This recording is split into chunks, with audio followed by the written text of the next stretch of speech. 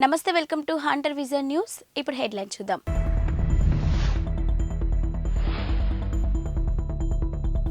Vizag beach కు కొట్టుకు వచ్చిన భారీ పాము కళేబరం.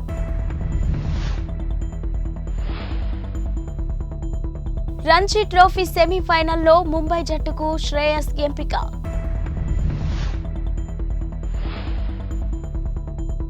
11,062 పోస్టులతో రేపు Telangana mega DSC notification. Details చూస్తే వైజాగ్ తీరానికి మంగళవారం ఓ భారీ పాము కళేబరం కొట్టుకొచ్చింది. నగర పరిధిలోని సాగర్ నగర్ బీచ్ దగ్గరలో ఈ కళేబరం కనిపించింది. సముద్రంలో అరుదుగా కనిపించే ఈ పామును నల్లపాముగా వ్యవహరిస్తారని మత్స్యశాఖ అధికారులు తెలిపారు. మత్స్యకారుల వలలకు చిక్కిన పామును తిరిగి సముద్రంలో విడిచిపెట్టే క్రమంలో ఇది చనిపోయి ఉంటుందని చెప్పారు. వలలో చిక్కుకోవడంతో భయాందోళనకు గురై ఈ పాములు చనిపోతాయని వివరించారు. ఈ భారీ పాము కళేబరాన్ని చూసేందుకు చుట్టుపక్కల వారు గుడ్లవానిపాలెం అమ్మవార్ల ఆలయాల తీరానికి పెద్ద సంఖ్యలో చేరుకున్నారు. ఫోటోలు తీసి సోషల్ మీడియాలో పోస్ట్ చేయడంతో అవి కాస్త వైరల్గా మారాయి. ఇండియన్ ప్రీమియర్ లీగ్ ఐపీఎల్ పై ఆసక్తితో దేశవాళీ మ్యాచ్ల విషయంలో నిర్లక్ష్యం వహిస్తున్నారని బీసీసీఐ భావిస్తుంది. జాతీయ జట్టులో లేనప్పుడు దేశవాళీ క్రికెట్ ఆడాలని గతంలోనే సూచించింది. అయినప్పటికీ పలువురు సీనియర్ ఆటగాళ్లు వివిధ కారణాలు చూపిస్తూ మ్యాచ్లు ఆడట్లేదు. ఈ సూచనను శ్రేయస్ అయ్యర్, ఈశాన్ కిషన్లు విస్మరించారు. వారిద్దరిని కాంట్రాక్ట్ ఆటగాళ్ల జాబితా నుంచి బోర్డు తప్పించనుందని వార్తలొచ్చాయి. దీంతో పాటు ఖచ్చితంగా దేశవాళీ మ్యాచ్లు ఆడేలా నిబంధన తీసుకురావడంతో పాటు ఫస్ట్ క్లాస్ క్రికెట్ ఆడిన వారికి నగదు ప్రోత్సాహకం ఇచ్చేందుకు ప్రణాళికలు రూపొందిస్తున్నట్లు సమాచారం. ఈ నేపథ్యంలోనే బీసీసీఐ హెచ్చరికతో ఆటగాళ్లు దారికి వస్తున్నారు. వెన్నుగాయం కారణంగా Ranji trophy quarter final match కు దూరమైన శ్రేయస్ అయ్యర్ తాజాగా సెమీఫైనల్ మ్యాచ్ ఆడనున్నారు. శ్రేయస్ ను ముంబై జట్టు ఎంపిక చేశారు. తెలంగాణలోని రేవంత్ రెడ్డి ప్రభుత్వం మెగా డిఎస్సికి నోటిఫికేషన్ విడుదల చేయబోతుంది. మొత్తం 11,062 ఉపాధ్యాయుల పోస్టులను రాష్ట్ర ప్రభుత్వం భర్తీ చేయనుంది. దీనికి సంబంధించిన నోటిఫికేషన్ రేపు విడుదలయ్యే అవకాశం ఉంది. వాస్తవానికి ఈ రోజు నోటిఫికేషన్ విడుదల కావాల్సి ఉంది. అయితే స్కెడ్యూల్ ఖరారు సాఫ్ట్వేర్ రూపకల్పనకు మెరుగులు దిద్దాల్సి ఉండడంతో ఒకరోజు ఆలస్యం కానుందని అధికారులు తెలిపారు. 11,062 పోస్టుల్లో 6,500 పోస్టులు ఎస్జిటిలో ఉన్నాయి. ఇక డిఎస్సిపై నిరుద్యోగులు భారీగా ఆశలు పెట్టుకున్నారు. ఇప్పటికే దాదాపు 4 లక్షల మంది ఉపాధ్యాయ అర్హత పరీక్షకు ఉత్తీర్ణులయ్యారు. వీళ్ళంతా డిఎస్సి కోసం ఎదురు చూస్తున్నారు.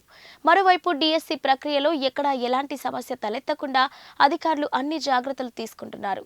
ఇందులో భాగంగా సాఫ్ట్వేర్ రూపకల్పనపై అధికారులు మరింత దృష్టి సారించారు.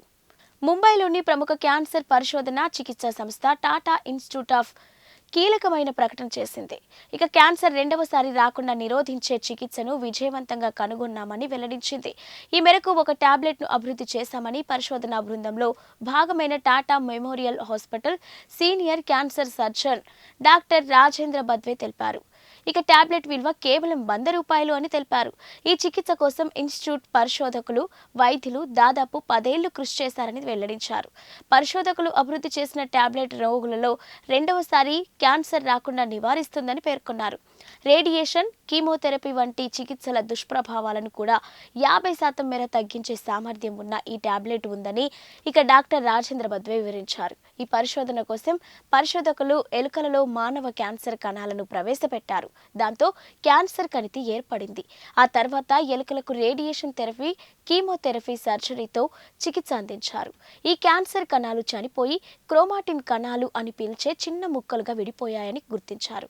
ఈ చిన్న కణాలు రక్తం ద్వారా శరీరంలోని ఇతర భాగాలకు ప్రయాణించే అవకాశం ఉంది. అయితే ఆరోగ్యకరమైన కణాలలోకి ప్రవేశిస్తే మళ్లీ క్యాన్సర్ వచ్చే అవకాశం ఉంది. వైసీపీకి షాక్, ఎంపీ మాగుంట శ్రీనివాసులరెడ్డి రాజీనామా. ఇక ఏపీలో అధికార వైసీపీకి మరో భారీ షాక్ తగిలింది. పార్టీకి రాజీనామా చేస్తున్నట్టు ఒంగోలు ఎంపీ మాగుంట శ్రీనివాసులరెడ్డి ప్రకటించారు. కాసేపటి క్రితం మీడియాలో ఆయన మాట్లాడుతూ 33 ఏళ్లుగా రాజకీయాల్లో ఉన్నాను. ప్రకాశం జిల్లాలో మాగుంట అంటే ఒక బ్రాండ్ అని చెప్పారు. 8 సార్లు పార్లమెంటుకు, 2 సార్లు శాసనసభకు, 1 సారి ఎమ్మెల్సీ పదవికి, మొత్తం 11 సార్లు చట్టసభలకు పోటీ చేశానని తెలిపారు. తమ కుటుంబానికి అహం లేదని, ఆత్మగౌరవం మాత్రమే ఉందని చెప్పారు. వైసీపీని వీడటం బాధాకరమే. అయినప్పటికీ తప్పడం లేదని అన్నారు. ఆత్మాభిమానాన్ని చంపుకోలేమని చెప్పారు. ఒంగోలు ఎంపీ బరిలో తన కుమారుడు మాగుంట రాఘవరెడ్డిని నిలపాలని నిర్ణయించామని తెలిపారు. మాగుంటను వైసీపీ హైకమాండ్ దూరం పెట్టిన సంగతి తెలిసిందే. ఇక ఒంగోలు పార్లమెంటు స్థానం నుంచి అభ్యర్థిగా చెవిరెడ్డి భాస్కర్ రెడ్డిని జగన్ ప్రకటించారు. ఈ పరిణామాల నేపథ్యంలోనే మాగుంట తీవ్ర అసంతృప్తితో ఉన్నారు. పార్టీకి రాజీనామా చేస్తున్నట్టు ప్రకటించారు. మార్చి మొదటి వారంలో ఆయన టీడీపీలో చేరనున్నట్టు సమాచారం. అభివృద్ధి పనుల కోసం ఏర్పాటు చేసిన శిలా ఫలకాన్ని వైసీపీ సర్పంచ్ ధ్వంసం చేసిన ఘటన ప్రకాశం జిల్లాలోని పెద్దరావీడు మండలంలో జరిగింది. మండలంలో ఉన్న చట్లమిట్ల, రేగూను మానుపల్లి గ్రామాల సచివాలయం ఆర్బీకేలను రేగూను మానుపల్లిలో నిర్మించారు. అయితే అక్కడ ఏర్పాటు చేసిన శిలా ఫలకాలపై రేగూను మానుపల్లి సర్పంచ్ పాలగిరి వెంకట రామాంజనేయరెడ్డి పేరును వేయలేదు అని, దీనిపై రామాంజనేయరెడ్డి తీవ్ర ఆగ్రహానికి గురయ్యారు. ఇక వైసీపీలో ఉన్న ఓ వర్గం నాయకులకు అధికారులు తలొగ్గి తన పేరును రాయలేదని మండిపడ్డారు నాయకులు. నాయకులు అధికారుల పేర్లను రాసి సర్పంచ్ల సంఘం అధ్యక్షుడిగా ఉన్న తన పేరును రాయలేదని విమర్శించారు. సుత్తితో శిలా ఫలకాన్ని ధ్వంసం చేశారు. తనను గౌరవించకపోవడంతో బాధతో ఈ పని చేశానని చెప్పారు. రాజ్యసభ ఎన్నికల్లో భాగంగా హిమాచల్ ప్రదేశ్లో 6 కాంగ్రెస్ ఎమ్మెల్యేలు బీజేపీ అభ్యర్థికి అనుకూలంగా ఓటు వేసిన కొన్ని గంటల అనంతరం అనూహ్య రాజకీయ పరిణామం చోటు చేసుకుంది. రాష్ట్రంలో రాజకీయ సంక్షోభం దిశగా అడుగులు పడుతున్నాయి. జయరాం ఠాకూర్ నేతృత్వంలోని బీజేపీ లెజిస్లేచర్ పార్టీ నేతలు రాష్ట్ర గవర్నర్ శివప్రతాప్ శుక్లాను ఉదయం కలిశారు. బడ్జెట్ ఆమోదం కోసం అసెంబ్లీలో ఓటింగ్ నిర్వహించాలని గవర్నర్ను కోరారు. బడ్జెట్ సమావేశాలు ఆరంభానికి ముందు ఈ పరిణామం చోటు చేసుకుంది. బడ్జెట్ను ఆమోదింపజేసుకునే బలాన్ని కాంగ్రెస్ పార్టీ కోల్పోయిందని జయరాం ఠాకూర్ అన్నారు. గవర్నర్తో సమావేశం అనంతరం ఆయన మీడియాతో మాట్లాడారు. బీజేపీ ఎమ్మెల్యేలను స్పీకర్ సస్పెండ్ చేస్తారేమోనని అనుమానంగా ఉందని జయరాం ఠాకూర్ పేర్కొన్నారు. ఏపీ అసెంబ్లీ, లోక్సభ ఎన్నికల్లో పోటీ చేయనున్న అభ్యర్థుల ఎంపికపై ఏపీసీసీ దృష్టి పెట్టింది. ఇప్పటికే అధికార వైఎస్ఆర్సీపీ ఆయా నియోజకవర్గాల సమన్వయకర్తలను నియమించగా, విపక్ష టీడీపీ, జనసేన కూటమి కొన్ని నియోజకవర్గాలకు అభ్యర్థులను ప్రకటించడంతో వీలైనంత త్వరగా అభ్యర్థులను ఖరారు చేయాలని కాంగ్రెస్ యోచిస్తుంది. రాష్ట్ర వ్యాప్తంగా కాంగ్రెస్ టికెట్ల కోసం వచ్చిన దరఖాస్తులను పరిశీలించేందుకు హస్తం పార్టీ సిద్ధమైంది.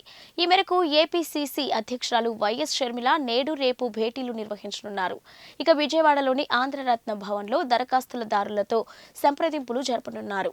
ఢిల్లీ లిక్కర్ స్కామ్లో విచారణకు హాజరు కావాలని బీఆర్ఎస్ ఎమ్మెల్సీ కల్వకుంట్ల కవితకు ఈడీ నోటీసులు జారీ చేసిన సంగతి తెలిసిందే. ఈ నేపథ్యంలో ఈ నోటీసులను సవాలు చేస్తూ కవిత సుప్రీంకోర్టులో పిటిషన్ వేశారు. గత ఏడాది సుప్రీంకోర్టులో పిటిషన్ దాఖలు చేశారు. మహిళనైన తనను ఈడీ విచారణకు పిలవడంపై ఆమె అభ్యంతరం వ్యక్తం చేశారు. తనపై ఈడీ ముందస్తు చర్యలు తీసుకోకుండా ఆదేశాలు జారీ చేయాలని సుప్రీంకోర్టును ఆమె కోరారు. ఈ పిటిషన్పై సుప్రీంకోర్టు నేడు విచారణ జరపనుంది. జస్టిస్ బేలా ఎం త్రివేది, జస్టిస్ పంకజ్ మిట్టల్ ధర్మాసనం పిటిషన్ను విచారించనుంది. మరోవైపు ఇదే స్కామ్లో కవితకు సిఆర్పిఎస్ సెక్షన్ 40A కింద సిబిఐ నోటీసులు ఇచ్చిన సంగతి తెలిసిందే. ఈ కేసులో ఇప్పటివరకు సాక్షిగా ఉన్న కవితను సిబిఐ నిందితురాలిగా మార్చింది. దీంతో ఈ కేసులో కవితకు ఉచ్చు బిగిస్తుందనే ఊహాగానాలు ఎక్కువయ్యాయి. అయితే ముందే నిర్ణయించిన కార్యక్రమాల దృష్ట్యా విచారణకు హాజరు కాలేనని సిబిఐకి కవిత లేఖ రాశారు. గతంలో ఇచ్చిన సెక్షన్ 160 నోటీసుకు 41A నోటీస్ పూర్తి విరుద్ధంగా ఉందని లేఖలో ఆమె పేర్కొన్నారు. ఇది తన ప్రజాస్వామిక రాజ్యాంగ హక్కులకు భంగం కలిగిస్తుందని చెప్పుకొచ్చారు. Namibia cricketer Jan Nicol Loftie Eaton చరిత్ర సృష్టించాడు. కేవలం 33 బంతుల్లోనే సెంచరీ బాదాడు. దీంతో టీ20 ఫార్మాట్లో అత్యంత వేగంగా సెంచరీ నమోదు చేసిన ఆటగాడిగా జాన్ నికోల్ అవతరించారు. మంగళవారం నేపాల్తో జరిగిన మ్యాచ్లో ఈ రికార్డును నెలకొల్పాడు. అతడి ఇన్నింగ్స్లో 11 4లు, 8 సిక్సర్లుగా ఉన్నాయి. మొత్తంగా 36 బంతుల్లో 101 పరుగులు చేశాడు. టీ20లో అంతకుముందు 34 బంతుల్లోనే సెంచరీ నమోదు చేసిన నేపాలీ ఆటగాడు కుషాల్ మల్లా కళ్ల ముందే జాన్ నికోల్ రికార్డును తిరగరాయడం గమనార్హం. 2023లో మల్లా కేవలం 34 బంతుల్లో శతకం బాదాడు. నెదర్లాండ్స్ కూడా ఆడుతున్న ట్రై సిరీస్లో భాగంగా ఈ మ్యాచ్ జరిగింది. కీర్తిపూర్లో Tribhuvan university international cricket ground వేదికగా జరిగిన ఈ మ్యాచ్లో జాన్ సెంచరీతో నమీబియా నిర్ణీత 20 ఓవర్లలో 206 పరుగులు చేయగలిగింది. కాగా లక్ష్య ఛేదనలో నేపాల్ విఫలమైంది. 18.5 ఓవర్లలో 186 పరుగులకు ఆ జట్టు ఆల్అవుట్ అయింది. ఇవి ఇప్పటివరకున్న బులెటిన్ అప్డేట్స్.